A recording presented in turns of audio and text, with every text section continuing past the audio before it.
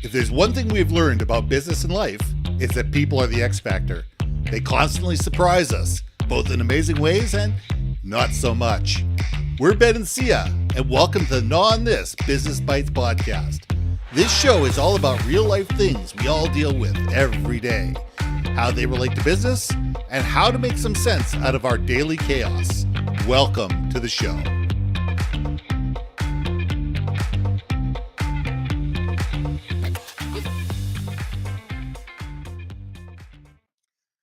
And welcome back to another episode of Gnaw on This Business Bites. I'm Ben. This is Syya. And this week I'm going to talk about, a topic that two of my favorite friends and people that watch this show all the time talk about, Paul Howery and Sunita Reese, belonging to a team. We need to talk about, do we belong? Are we just transcendental, or do we actually truly belong to the people that we work with? And do they belong to us? We can't belong to everybody. We truly can't belong to everybody. We need to find our tribe. Who are the people we add value to? Who are the people that add value to us?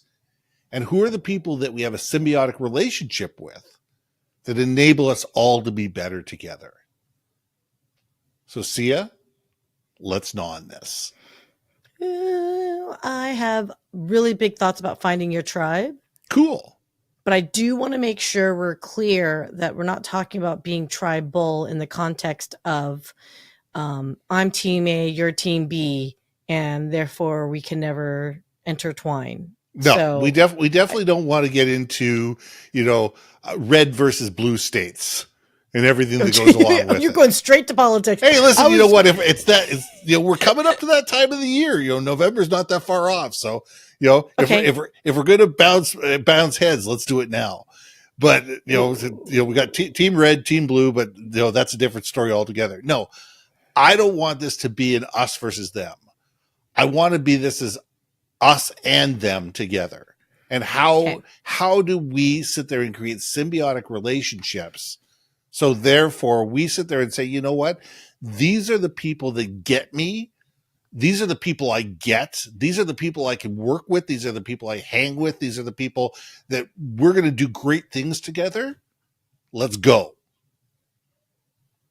I like to think of that as creating your own boardroom, your board of advisors and mentors and whatever. Because you know what? Finding your peeps is such a glorious thing because each one brings a strength to you, a new perspective that maybe you would never have thought before.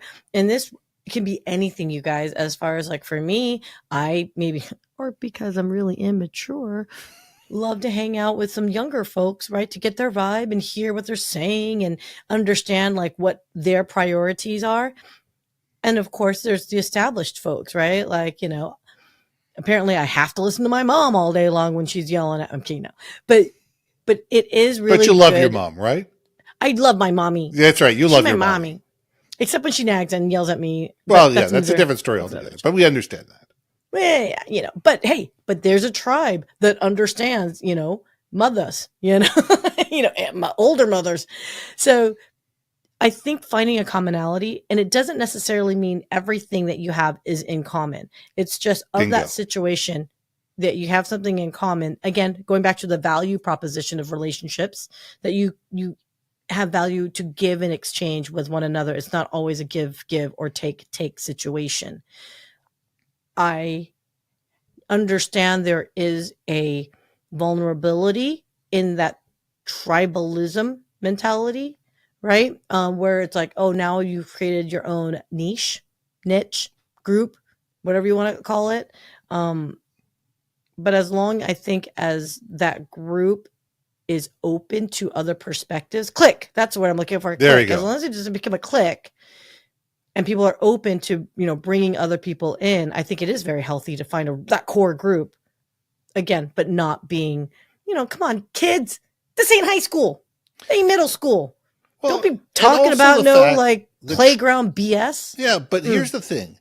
Tribes are also not forever. We come together for a reason. We come together because we have this project, we have this, common identity, we have this, common goal that something that we're fighting against or fighting for. Great. We come together, we do what we want to do, and sometimes those groups disband. As you said, we may not have everything in common with the people, but we have a commonality. And I think Yes. that we need to realize that our tribes of who we belong to different people at different places and different things for different reasons. And you could Yes. be in 3 different tribes simultaneously, and none of them can be congruent. They actually could be diametrically opposed. But if you have an interest in this and an interest in that and the interest in the other thing, you can be in 3 different places at the same time and get what you need from each one of those tribes because it's fulfilling a certain need or a certain sense of identity or whatever it is. But it's also sitting there realizing that, you know what? Everybody within that tribe is coming to that tribe with their own hopes, wants, needs, fears, and desires.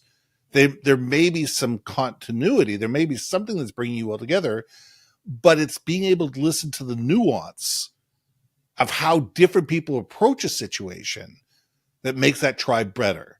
Be able to sit there and say, okay, we all agree on this, but we have these things we're diametrically opposed on. Okay, let's talk about that. And say, and how do we elevate everybody at the same time? I think that's a critical piece, right? How to elevate everyone. I used to say all the time, all ships rise with the tide. Absolutely. And the great thing of it is when there is success, it is infectious. If you're around someone that is seeing success or seeing successful results and you're around them, the odds are high. You're probably inspired by them and it's inspiring you to be active as well, or maybe inspiring you to an action or call to action. Or, I hate to say it, when you're around positive people, you become more inclined to be positive or optimistic for opportunities. And maybe that's where the opportunities start coming because now you're open to receiving it. Yeah. And when you're around a lot of negative people, you tend to be a lot more negative, unfortunately. That spiral All goes down the spiral. And I hate to say it, but man, sometimes, like you said, tribes can be fluid at times. If one person or a few people decide to make it their own purpose of the tribe or change the description of why everyone is together and that commonality and that foundation starts to crumble, that's where you see a lot of changes and going on. But I think it all goes down to ultimately exchange of value and values, right? That everyone respects equally and that there's no one up or the other in a way that benefits one another, right? So of course, there might be times where one person has maybe quote, the up on the other. Maybe they did them a favor on something, but it's not always a black and white situation, right? Yeah. It's not like I'm eternally grateful for this particular individual if they treat me like crap afterwards, right? So, I mean, it's kind of weird at the same time of sometimes in relationships, you find your people for that season. Absolutely. I mean, during COVID, I started a group that met every 2 weeks on Zoom.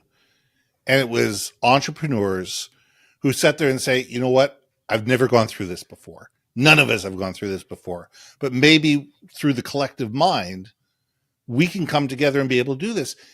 And we realized that after a year and a half or 2 years of this, it was time for the group to disband. It was no longer relevant. And certain relationships continued and certain relationships didn't. And some people tried to, keep the Zoom group going. I didn't have the time for it. And there are still people that meet every other week, and they've gone off and done other things with it. And there's nothing wrong with that. There's nothing wrong with the evolution, but it's understanding why do you belong and why do you no longer belong and being okay with both of them. Because we change as individuals, groups change collectively, purpose, situations change. And we need to be comfortable knowing that, whatever we brought us together may not be enough to keep us together forever. Yes. Yes. It's a hard pill to swallow, my friend. That's a hard pill to swallow because sometimes when you are a community type based person, so I'm an extrovert, I love feeding off the energy of others, but I will say, when you get burnt enough, you start to be a little gun shy on things, of making friends and building that tribe. And let's think about this. If you are burnt, maybe you've been through a few iterations of tribes and you realize, whoa, they never were my tribe to begin with, but maybe in your, glassy eyed view of life, they were. Maybe they were for 10 minutes. How do you and how would you suggest other people's get up and dust themselves off and evolve their new tribe? What would your recommendations be? I think you need to look at it and sit there and say, is it me, or was it the situation, or was it people within the organization? What Ooh, what really caused this? And you have to be honest with yourself. Sometimes it's you. Sometimes you're the problem. If you go yes. into 3 different tribes and none of them fit you, you need to sit there and say, okay, was it them or was it me? Sometimes it's them. Sometimes you're sitting there going, I want this, but I really want that. But I'm telling the world I want this, but I truly want that. And that incongruency leads you to join the wrong tribes and to be part of the wrong groups. But sometimes you need to sit there and say, okay, perfect example. I joined a group about 2 years ago, and it was in the change management space. And I thought when I joined it, it was going to be 50 or 60 change management professionals from all over the world that were going to share ideas, get on a chat group, talk about different projects, ideas. How do you do this? Wait a second, I'm having a problem with that. Great, that. Crickets. They had an online discussion group and nobody ever talked within it. Yeah. And I realized at the time, these people had their small little cliques within the larger tribe. If you had been with this group for the last 5, 6, 7 years, and you had worked your way into the inner circle, then these 5, 6, 10, 15 people were your peeps. But Right. they were very hesitant Yeah. to allow outsiders into the group and to be doing this. And with that being said, the group went from being over 100 people and it's now down to about 30 Yeah. because they changed the rules and they said, okay, who wants to pay to be part of this? And 70% of the people got up and left. And that's okay, because the people that are still there are the ones that see the value, are the ones that sit there and say, I'm getting something out of this. This is making my life better. I've built a tribe. I feel like I belong. I feel like I'm valued, listened to, and understood. And therefore, I want to continue with this. And those who don't, sorry guys, you weren't really part of the tribe anyway. Go play someone in another sandbox. It just brings it back to, speaking of sandboxes, it's human interactions and behavior. I know we jokingly say, "Oh my God, it sounds so high school," but it's the truth, right? Yeah, look at our neighborhoods, right? There's always a neighborhood clique where there's certain neighborhood, neighbors vibe Absolutely. more with the other, and I think, quite frankly, for the mental health of needing to belong, for those folks that feel like, oh my God, I cannot find my tribe, or look within. My suggestion would be, number one, look within and find out what your why is, what really makes you tick and what your priorities are, because what you might verbalize may not actually be, Yes, true. right? Or, what you put out there may not actually be who you really are, because for whatever reason you put a facade up, right? It is just like dating, right? If Mm-hmm. you don't do the inner work to find out what's going on in your own head, you're probably going to attract the same individual over and over again and wonder, why do I always get the XYZ type personality Yep. type, right? So that would be my number one suggestion, is if you're starting to see that you constantly evolve relationships, is it you? Did you not find the right tribe to begin with because you lied to yourself of what it was that you really want? Could be. The second thing is, you know what? Share what you really want. Mm-hmm. Communicate it. I know I struggle with this. I don't know, Ben, do you? I don't tell people what I want all the time as far as my goals and aspirations. I just do. And I just do. and maybe I should open up more so other people understand why maybe, people behave a certain way. Me, when I'm a biatch, just saying. Well, and you're not.